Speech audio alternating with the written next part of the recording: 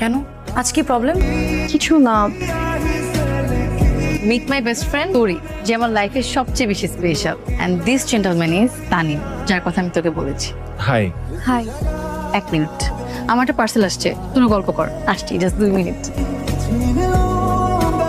কি বলছো এসব? যেটা শুনেছো সেটাই বলছি, কারণ তোমার থেকে পিছিয়ে যাওয়া একটা ছেলেকে তুমি কেনই বা পাত্তা দিবা? এমন কিছু না, নতুন ক্লাস, নতুন একটা পরিবেশ, এসবে নিজেকে মানিয়ে নিতে হচ্ছে, তাই আমি তোমাকে আগের মতো সময় দিতে পারছি না। ওই আমি তো দিয়েছিলাম তোরি, সারা রাত সময় দিয়েছিলাম আমি তোমাকে, আমি পরে নিজের 12টা বাজিয়ে ফেলেছিলাম।